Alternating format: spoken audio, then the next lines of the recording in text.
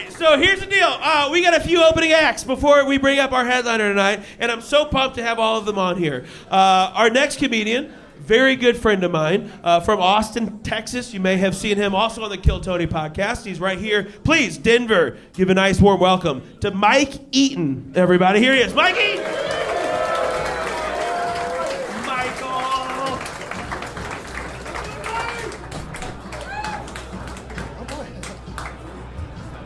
Hello. It's me time. Here we go. I'm in a really good mood, mostly drugs, but also I've been losing weight. I'm cheating. I'm taking Ozempic, and man, it rules because it makes some people mad. They're like, "Go to the gym." I'm like, "No, I don't wanna." I had a wake-up call. I was flying into South Dakota. And I don't know if you've been, but don't go. It's pretty bad. We have 2 Dakotas. We don't need either. Fucking shit sucks. So I'm flying in there because my life's really cool, and and it was a small plane. And my rule is small plane, big drugs. Right? Yeah, I'm not gonna die sober, you know. Right. So I take some Xanax. I take some edibles. I get on the plane, I see that I have a woman pilot, so I took some more Xanax. That's not about her, okay? She is amazing and qualified and talented and has every right to be a pilot. I am a misogynist. So I take Xanax because that fixes it, right? So I took some Xanax, I was like, go off, queen, or whatever. And then went to my seat. Now, I don't know how much Xanax you've taken, but it is less than me. So what I'll tell you is sometimes when you take a bunch of Xanax, you start teleporting. Right? You just poof, and you're in a new place. And that's so much fun down here on the ground. But up there in the sky, that's very scary. Right? You don't want to poof and be in the cockpit going, Allah Akbar, because you think it'd be... It sounds funny, and it is, but it's a crime, and you can't do that. So I go to my seat, and I strap in like fucking stay, you know? And then I check to make sure that I was in the right seat maybe 45 times. You know? It's like, 16D? All right, we're good, you know, we're still here. And then right before takeoff, the flight attendant comes up to me, and she goes, "Sir, I need you to move." And I was like, "Nah, bitch. 16D. I've been checking, all right?" She goes, "No, sir, it's a balancing issue." And I was like, "Oh, did you ask the luggage first?" Could you maybe go down there and move some shit that doesn't have feelings, right?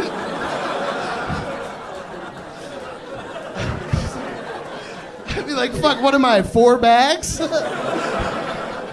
And she was like, "Sir, 4?" I was like,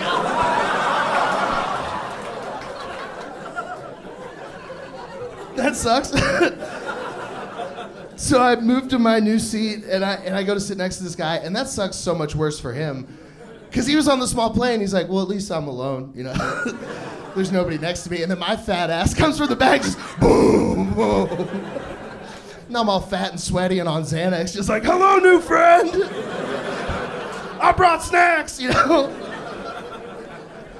I know technically he gets the armrest, but my side is fat, is about to eat it, you know. It's mine. So I sit down, and I'm all fat and sad in my new seat. And then we take off, and then the drink cart got there, and I got really happy because I had an amazing realization, is that the flight attendant had given me an incredible gift, which was unlimited free tequila, right? Because if you don't start giving me unlimited free tequila, I'm going back to 16D, right? This bitch is gonna do a barrel roll, right? If I'm not hammered in 30 minutes, we're changing the flight number to 93, all right?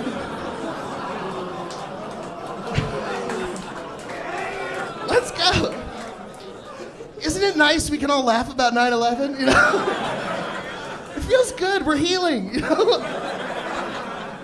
It makes me patriotic. So I landed in South Dakota all fat and drunk and safe. But I was like, I gotta lose weight because I can't keep having flight attendants tell me I'm too fat for a seat. That's just mentally damaging. So I looked into Ozempic, but I don't have health insurance because I do this, right? So I was talking to the guy I buy my cocaine from, and he was like, dude, I have Ozempic. I was like, let me get it, you know? So I went over, I picked up an 8-ball and then just a vial of Ozempic. I was like, we're getting this done, you know? I'm seeing my feet this week, all right? But here's the thing, with cocaine, you can be like, that's cocaine, you know? You can't really do a gummy of Zimpies.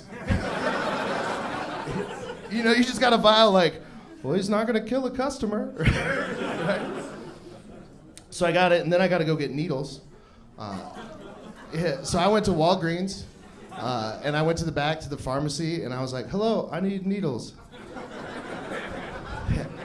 And to be fair, the lady was like, for what? But I wasn't prepared for questions. So I said, oh, no, thank you.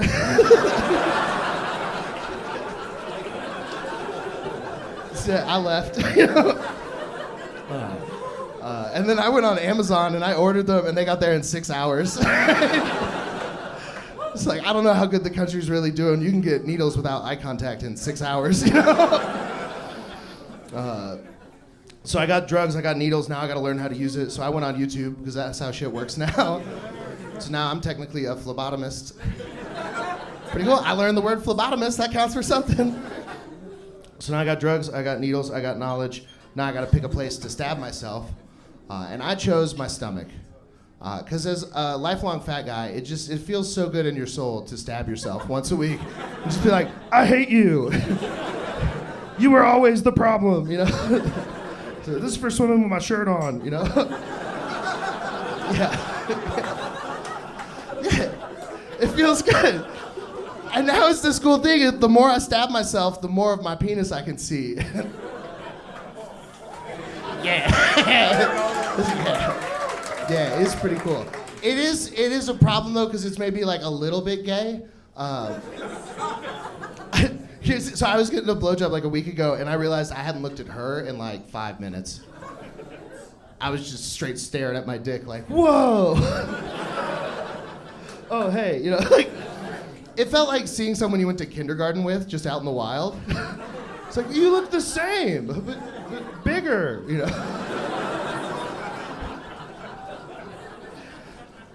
All right, you guys are really cool, so I'm gonna tell you my favorite joke. If you get upset, you did this to you. All right, so you guys know about ducks? Quack, quack by the water, those guys? Cool, all right. So ducks, the boys, they have a corkscrew penis. That's real. You guys aren't reacting. That's insane, all right? They're Porky Piggin in the front, all right? They have an Arby's fry for a dick, all right? It's a crazy straw for cummies, okay? What? So that's them. And then girl ducks, they don't have trans ducks yet. I voted for them. I hope we get them maybe next year, right? But for right now, just boys and girls. And I can feel some of you want to be mad at that, and you can't. Pretty cool. So the girl ducks, they have a corkscrew vagina, which is good because like soulmates. But my first question is like, well, did they have to spin to fuck? Right? You know? So I tried to find a video. Don't do that. It's pretty bad. There's a lot. That's upsetting. I found a video. Unfortunately, they do not spin to fuck. Ducks don't spin, God's not real, difficult truths, right? But I did find this out. This is pretty crazy. So ducks' number one favorite thing is rape. Which is bad, I know. Number 2 is bread. So they're so they're not like all evil, right? But ducks be raping, women be shopping. This is the world we live in, you know? So because of this, girl ducks have developed false passageways in their vaginas, which I can't believe I'm saying it either. But so if a girl duck is getting raped and she's like,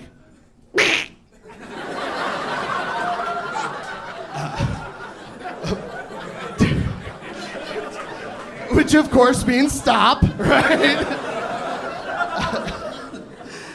Then she can send the duck cummies into a false passageway so she doesn't get pregnant. I mean, you thought Kegels were hard? Imagine doing a whole maze like, not today, Daffy.